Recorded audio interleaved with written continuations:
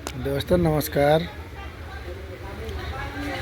तो आज मैं ये एलजी का बोर्ड बना रहा हूँ।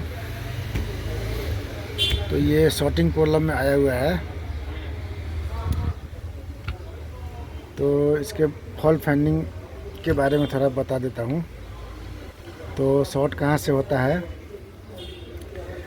तो शॉर्टिंग चेक करने का तरीका सबसे पहले तो ये ब्रिज को चेक कर लीजिए। ये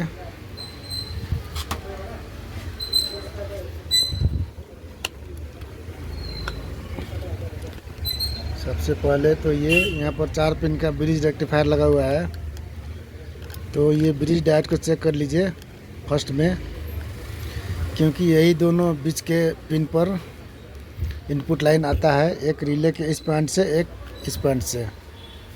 मेन इनपुट लाइन यहाँ और यहाँ डायरेक्ट ये ट्रांसफार्मर से घूम के ये ब्रिज डायोड के बीच में आता है, और इधर प्लस हो गया और इधर माइनस हो गया। तो सबसे पहले तो ब्रिज डायोड को चेक कर लीजिए कि कहीं ब्रिज तो शॉर्ट नहीं है। अगर ब्रिज ठीक है तो उससे आगे ये कैपेसिटर को चेक कर लीजिए। ये 500 वोल्ट का जो कैपेसिटर लगा हुआ है 3 से 30 MFD का होगा, या थोड़ा मोड़ा नीचे ऊपर भी हो सकता है मॉडल अनुसार से। 4 से 50 वोल्ट का भी हो सकता है, जो 4 से 50 500 वोल्ट का लगा होता है। तो ये कैपेसिटर के दोनों पॉइंट पर अगर शॉर्टिंग है तो कैपेसिटर भी देख लीजिए कि कैपेसिटर तो नहीं है शॉर्ट कहीं।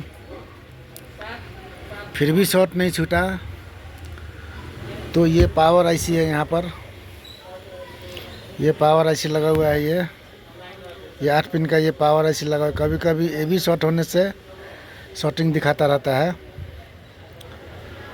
तो ये यहाँ भी आईसी को भी देख लीजिए एक बार, आईसी तो शॉर्ट नहीं है कहीं। तो उससे भी कंफर्म हो जाता है। अगर आईसी शॉर्ट होगा फिर भी यहाँ ये दोनों पॉइंट प्लस बी का ये पॉइंट शॉर्ट दिखाएगा, जिस कारण से घर का एमसीबी गिरेगा। उसके बाद ये हो गया आईपीएम। तो आईपीएम शॉर्ट होने के कारण से भी ये आईपीएम हमने निकाल कर रखा है। इस बोर्ड में आईपीएम ही शॉर्ट था। तो आपको हम ये शॉर्टिंग कैसे चेक करते हैं उसके बारे में बता रहे हैं। तो इसमें तो आईपीएम ही शॉर्ट था, जिस कारण से एमसीबी स्विच गिर जाता था। प्लग डालते ही शॉर्ट दिखा देता था, एमसीबी स्विच गिर जाता था, लाइन शॉर्ट हो जाता था। तो आईपीएम का इस साइड का 1 नंबर, ऐसे 1 नंबर उस साइड का है, वहाँ से 1 नंबर शुरू होता है डाटा शीट में। लेकिन चेक करने का आसान तरीका मैं बता दे रहा हूँ। इस साइड का 1 नंबर पिन यहाँ से कैपेसिटर के प्लस से डायरेक्ट यहाँ पर आया हुआ है। तो अगर आईपीएम हीट सिंक नहीं खोलना चाहते हैं, हीट सिंक बिना खोले अगर आपको कंफर्म करना है कि आईपीएम शॉर्ट है कि नहीं, तो ये प्रिंट है। ये देख रहे होंगे 1 नंबर, इस साइड का 1 नंबर ये प्रिंट है। ये तो ये प्रिंट को यहाँ से कट करके देख सकते हैं। यहाँ से कट करके अगर शॉर्ट छूट जाता है तो ये आईपीएम का ये इस साइड का 1 नंबर से और पिन को आपस में मल्टीमीटर से चेक कर लीजिए। अगर और पिन से अगर शॉर्टिंग दिखा रहा है तो ये आईपीएम ख़राब हो सकता है आपका, क्योंकि ये और पिन से शॉर्टिंग नहीं दिखाना चाहिए। ये तो इसमें तो आईपीएम ही ख़राब था, क्योंकि ये और पिन से ये और ये पिन से शॉर्ट दिखा रहा था। ये 2-3 पिन आपस में शॉर्ट दिखा रहा था। ये आपस में शॉर्ट है। तो इसका तो आईपीएम ही शॉर्ट था।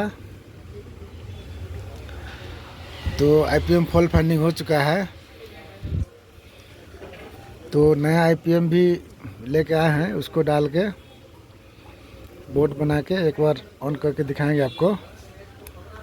तो शॉर्टिंग चेक करने का तरीका यही है। तो आगे आईपीएम डाल के दिखाते हैं।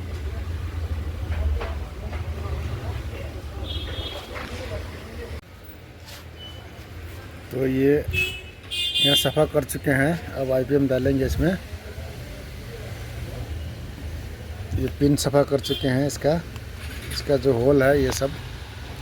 तो इस तरह से IPM डालेंगे। तो ये IPM डाल के बोर्ड ऑन हो चुका है। अब इसको एक बार मशीन में डाल के चेक करना पड़ेगा। तो इसका IPM शॉर्ट चेक करने के लिए ये 1 नंबर पिन से ये आपस में कोई भी पिन शॉर्ट नहीं होना चाहिए। तो इसका ये 1 नंबर से ये और ये 3 पिन आपस में शॉर्ट है, जिस कारण से ये MCB गिर रहा था। घर का मेन लाइन में शॉर्टिंग दिखा रहा था। तो ये अभी मैं चेक करके नहीं दिखा पा रहा हूँ क्योंकि मैं वीडियो खींचने में दिक्कत हो रही है अकेले।